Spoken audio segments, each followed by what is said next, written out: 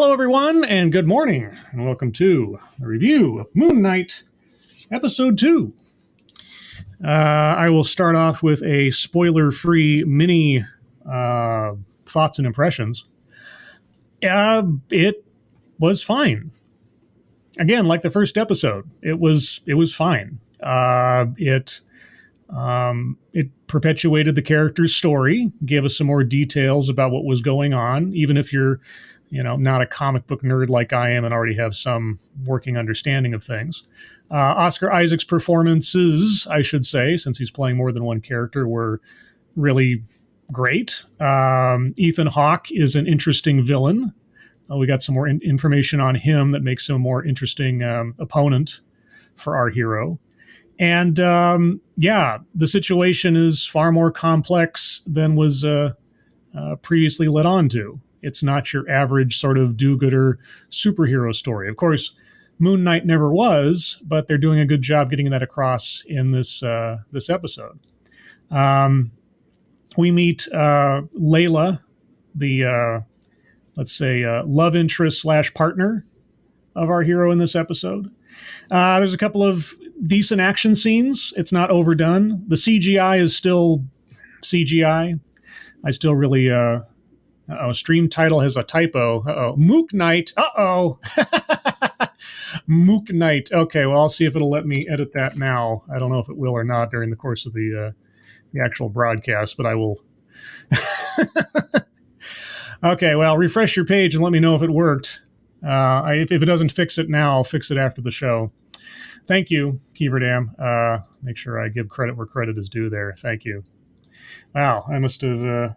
speed type that one. Yeah, I'm doing the whole working thing again. A whole bunch of stuff is happening at the office, and I might be working again this weekend. Anyway, in brief, it was fine. I liked it, But as I said in my Twitter post about this, I have to sort of self-interrogate. Am I liking this in the same sense of a starving man being ecstatic over being handed a piece of moldy bread?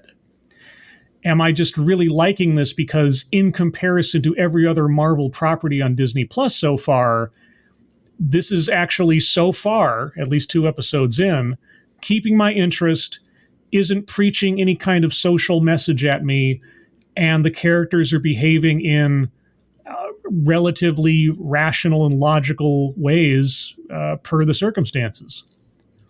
I mean, it's almost kind of depressing just how simple this can be to tell a good story and to present interesting characters and to not have a subtext agenda that you're pushing the entire time.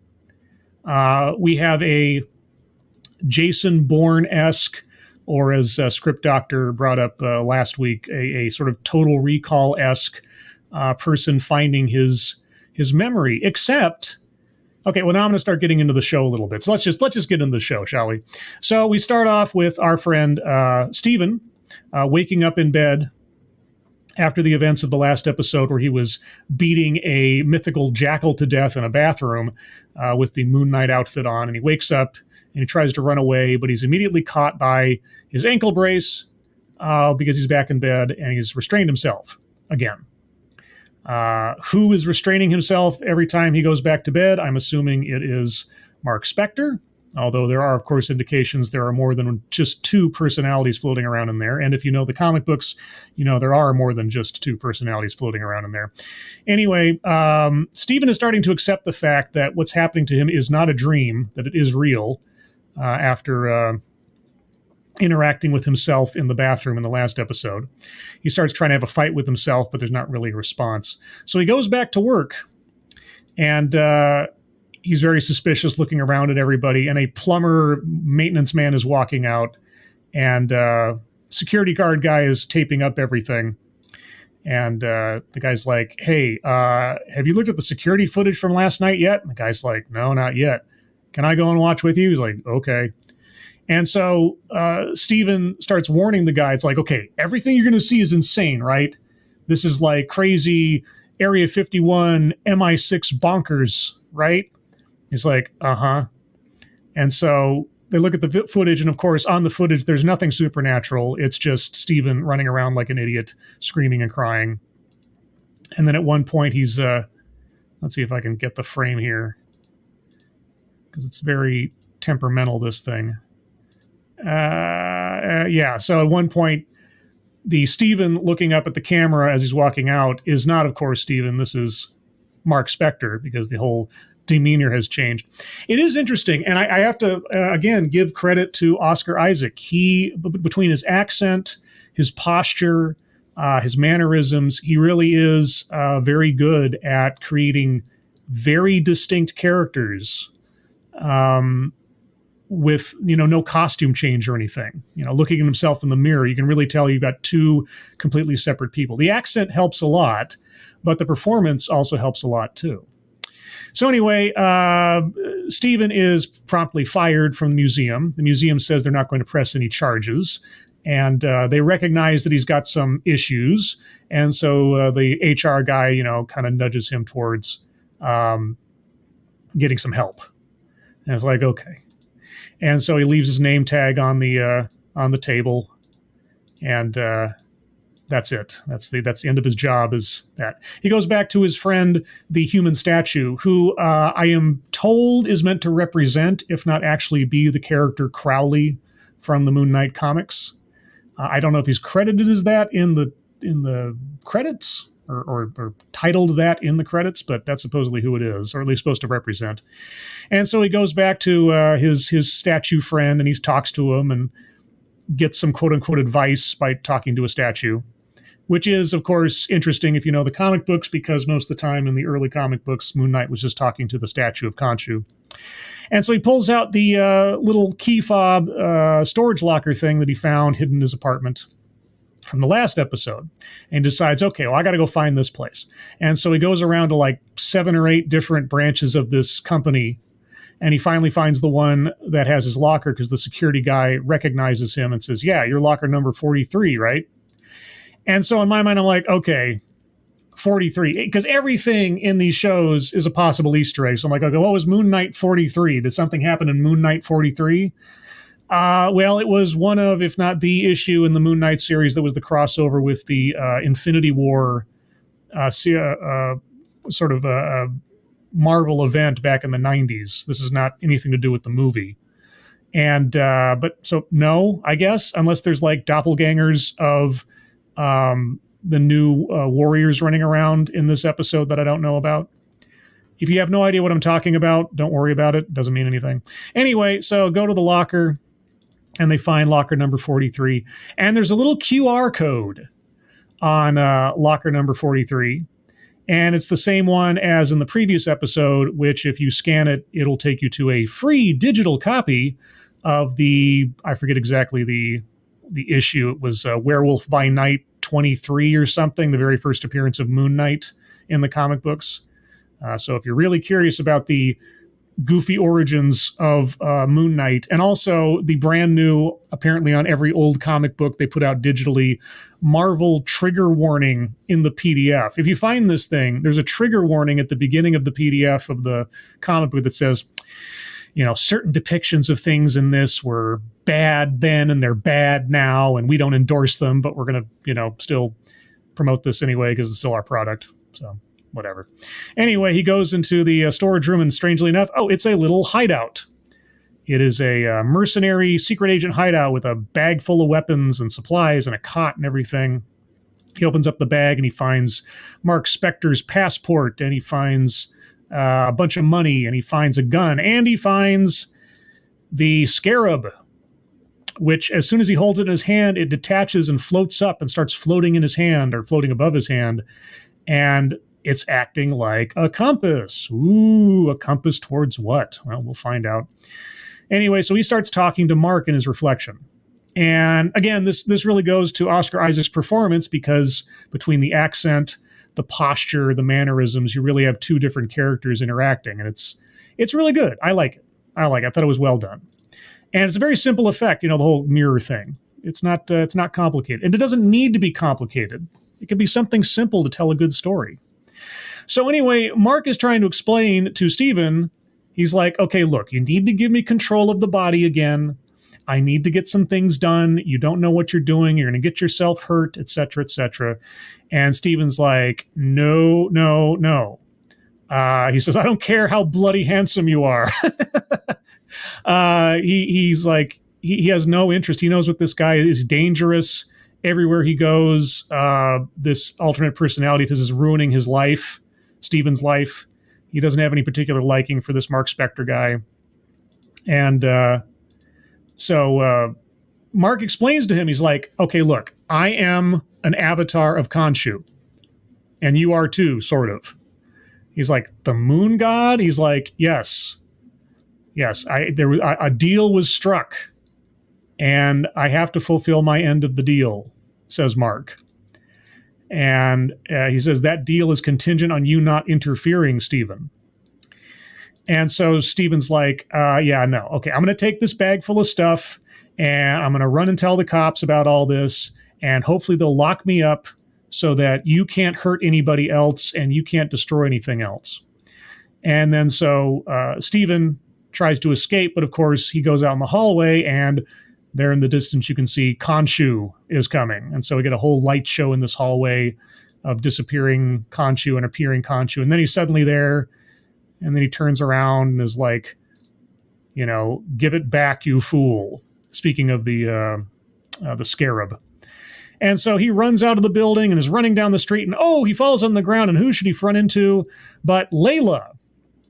This is Layla. This is the character that had called him on the phone in the last episode. Now, I don't have much to say about this character so far because we only know a little bit about her. Only two things I noticed, and it'll come later. One, and this was in one of the previews, this, small woman physically took on, beat up, and bodily threw a full-grown man at one point in this episode. That was the only sort of everything, because she's not superpowered. The other thing, too, and I guess maybe it's just an artifact of that the actress herself was, I believe, born in Egypt or Palestine and then came to the U.S. or lives in both places. I don't know. But either way, the accent that Layla has, I think, is meant to be American. Because a lot of the times in the scenes, I'm listening to her voice and I'm hearing an American accent. And then at certain points on certain words, it'll change. And specifically at one point, she says the word bag.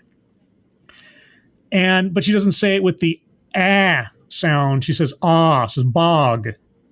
And when she says it that way, I'm like, huh? So I'm not sure if the character herself is supposed to have sort of a wavering accent or if that was a slip, because I kept detecting variations in her accent as the show went. So I'm not quite sure. I don't know if that's just the character or if that was some kind of mistake. I don't know. Anyway, so Scaredy Cat Steven is trying to figure out what's going on. Layla thinks that he's faking and lying to her about his accent and everything, and that she apparently doesn't know about these multiple personalities. She knows that he used multiple identities in his work, but she doesn't know about the mental disorder. So anyway, they're chatting, and then he finds out that Layla is his wife. They are married. Okay, so they go back to his apartment to go see the fish and everything. And she's like, do you live here with somebody else? He's like, no, it's my mom's apartment. And she's like, oh, you're talking again? And he's like, yeah. Even though to this point, we've, as far as I know, never actually heard Steven's mother. We just heard him leave messages on her phone. So then she starts looking through his stuff, and she finds a poetry book, and she starts reading from it, and he starts mirroring along with her the poem and speaking French as well. And she's like, oh, now you know French? And he's like, yeah, that's my favorite poet. And she's like, no, that's my favorite poet. And then she's like, okay, now you're learning hieroglyphs? And he's like, yeah, I'm learning hieroglyphs. And then he starts mentioning things, and she's like, yeah, I know this stuff too. And so it's like, and then she hands him the papers being divorce papers. Here's the papers you wanted. And he's like, I'm not going to divorce you. And I'm sitting there thinking, why? You don't know this woman. You don't know her. You don't know any of this. Why do you care not to divorce her, or what? I don't know. Anyway, he says, I'm not going to divorce you. I'd never divorce you, which doesn't make any sense. So then he's about to show her what's in the bag, and specifically the scarab. And then the Mark starts coming over his brain and telling him, if you show that to her, she is going to be under threat. She is going to die. They will kill her. She can't know about the scarab. He says, you show her that scarab, you're responsible when they come after her. And so he hesitates and doesn't show the scarab. And then she pushes him aside, goes in the bag, and pulls out the scarab. And she's like, you have this thing? After all we've been through looking for it, you're going to keep it for yourself? And so apparently, again, this is one of those things where the more I watched the episode, I was thinking, okay, this is an interesting way of telling a story if, like, everything that happened before the first episode, Steven is not the main character, I guess is what I'm trying to say. The more that the two episodes have gone on, it has become evident that Steven is not supposed to be the main character. The main character is supposed to be Mark Spector, but we are on a diversion of his story, which is still part of his story, which is an interesting way to tell the story. But I don't know if, it's hard to say when you have multiple personalities and things. So it's like we're watching a side character be the lead in a way. Anyway, she starts mentioning things about how they had adventures, and she starts mentioning the suit. So Layla is at least ostensibly aware of the Moon Knight persona, because she talks about the suit, at least briefly. And he tries to explain to her that he's not Mark Spector, that he's Stephen Grant, he works in a gift shop, he's not who she thinks he is. He's trying to convince her that this isn't an act. And he's like, I used to work at the gift shop. And she's like, why don't you work at the gift shop anymore? And she's like, no, I'm taking it back. There's suddenly a knock at the door, and there's a couple of cops at the door looking for him. And he's like, oh, they've come for me. And she's like, why? And he says, I vandalized the toilet. He thinks they're there because of what happened to the museum. So he goes to the door while Layla steps aside. And these two police officers, because of course they are like, hey, can we come talk to you for a minute? And they barge in, and they're looking around. And of course, we know they can't be real cops because that would make too much sense. But somehow Steven just believes they are cops, because why not? And so they start looking through his stuff. Layla's hiding on the roof outside. They keep asking him questions, and then they find his bag full of money and a passport and stuff. And they're like, fake passport, suspicious money. I think you're coming with us.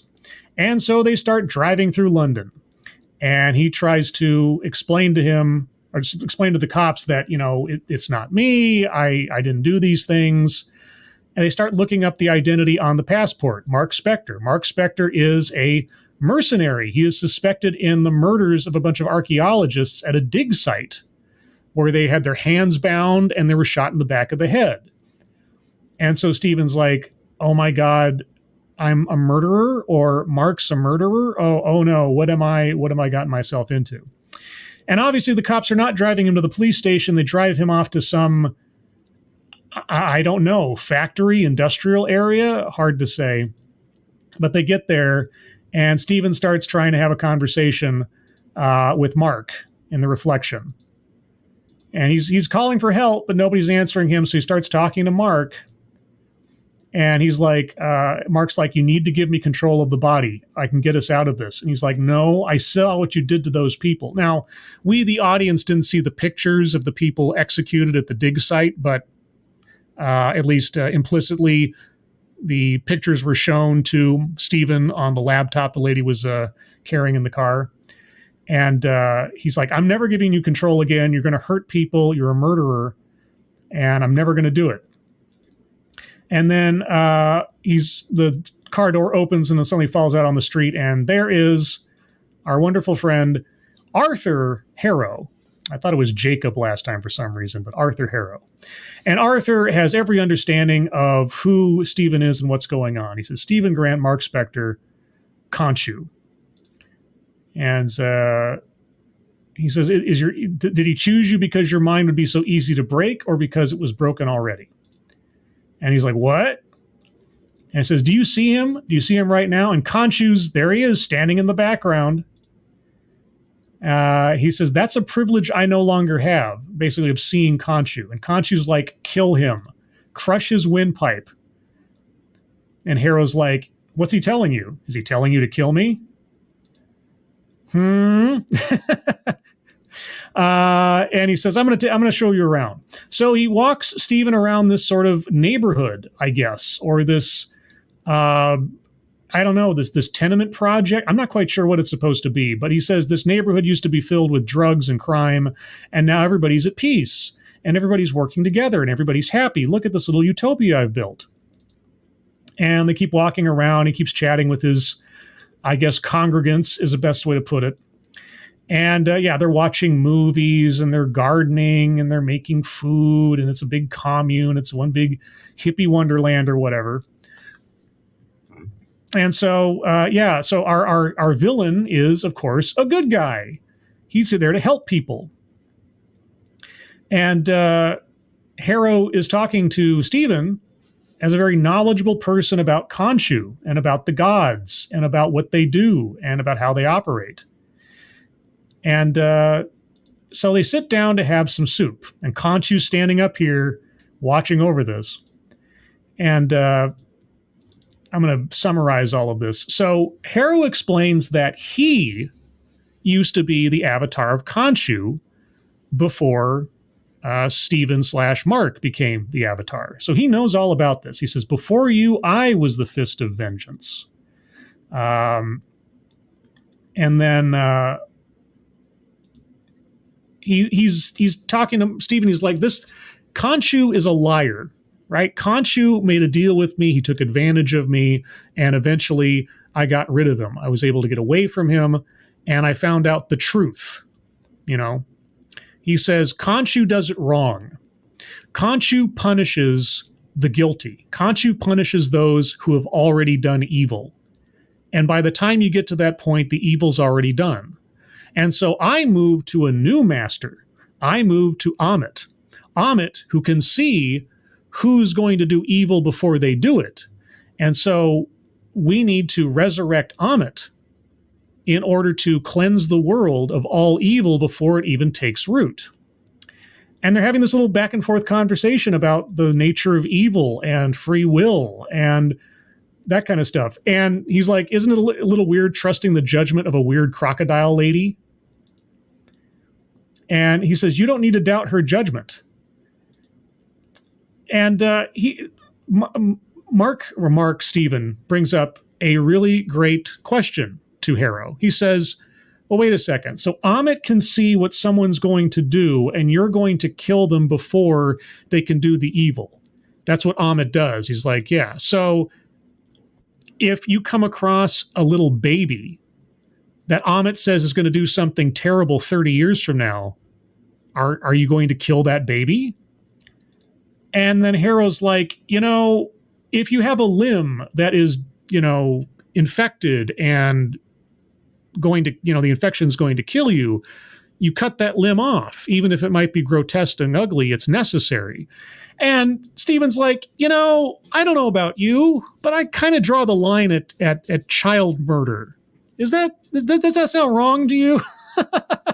He goes, what about a child? Would she kill a child for something they might do in 30 years? He says, sometimes the cure is a little taste of the disease. He's like, whatever, it's just the way it is. But the child is not a diseased limb, says Stephen. He says, I kind of draw the line there at child murder. And all the cultists are getting up around because they're getting all defensive of their boss. And he's like, we have to find Amit. The scarab is the compass that will tell her where she is buried, and we can resurrect her. And he asks Stephen, he says, well, you know what this is? And he pulls out his little walking stick with the two alligator heads on it. He says, you know what this is? He's like, yeah, it's a cane. He says, no, this contains just a sliver of Amit's power. And it starts glowing, and he's going to start using it on him or something. And just before he can do whatever he's going to do, of course, Layla shows up, and she's like, haha, I've got the scarab. And he's like, you need to give that to me right now. And then Khonshu's like, there is no deal in this, Mark. Fix this, fix this. So then we have the big fight, right? We have the big chase me, catch me scene. And so Harrow, as you can see from the floating frame there that I can't seem to capture, he uses his cane and starts setting up some kind of spell where something's going to crawl to the ground. This is where we get the little Layla beating up and bodily throwing a full-grown man through a wooden scaffolding. Which, again, of everything else in this show, it's the one thing that, of all the unbelievable things, I truly feel is unbelievable. But anyway, okay, so she beats up this guy, and Steven's still a scaredy cat, and then Demon Dog number 2 is about to emerge from this hell pit. They lock themselves in this room for the moment, and she starts telling him to get the suit, because she knows about the suit. She's like, your name is Mark. There's a suit. You need to get the suit. I've seen you use it. You bring it out. He's like, no, I can't. Please stop, both of you. And Mark's like, you need to let me in. I can save you both. I can save us. You need to let me in. And he's like, no, I'm not going to do it. I'm not going to do it. And he's like, leave me alone. I'm not going to do this. I'm not going to do this. And the door is being banged on. It's about to be broken through.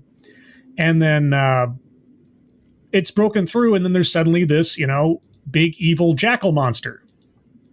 Right? If I can find the frame here. Yeah, so anyway, he sees the jackal. Layla doesn't. She doesn't see it there. So he sees this jackal monster. She sees nothing. Right?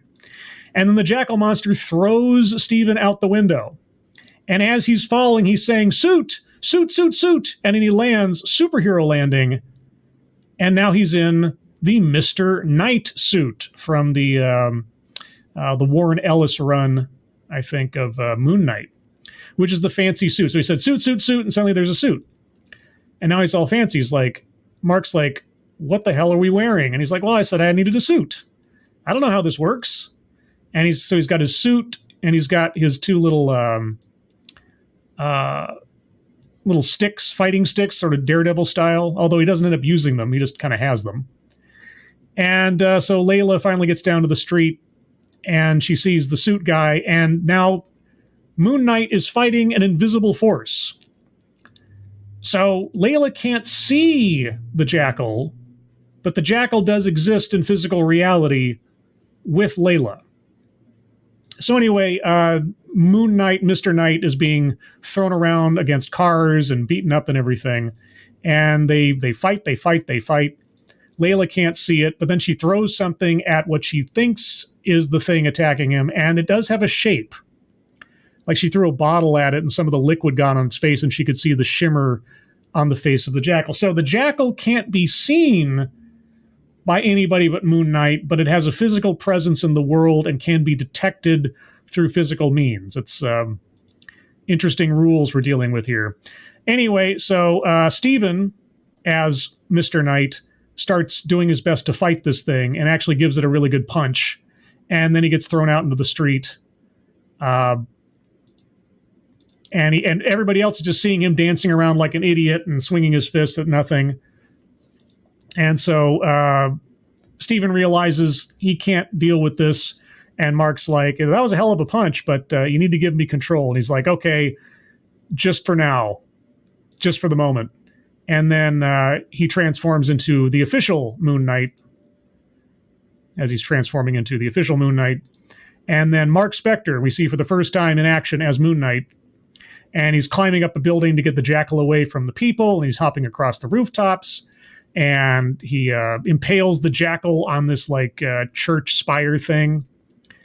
And then it dissolves into dust. And then he dismisses the suit. And now it's for the first time we see Mark Spector, the character, without being in a mirror, the main character of the entire story. And now Steven is trapped as a reflection.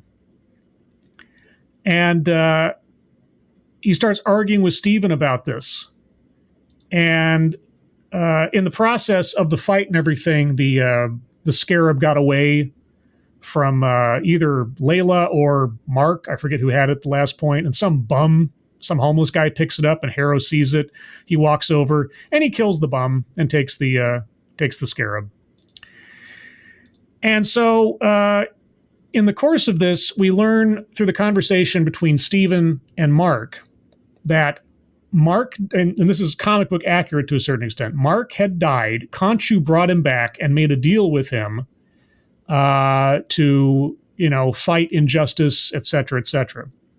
But at some point in this, Mark's motivation for continuing to serve Khonshu has nothing to do with, staying alive or anything, except for the fact that now Khonshu says that if Mark fails him, he's going to find another avatar. And that other avatar Khonshu has promised is going to be Layla. He's going to make Layla his servant and make her do all kinds of stuff.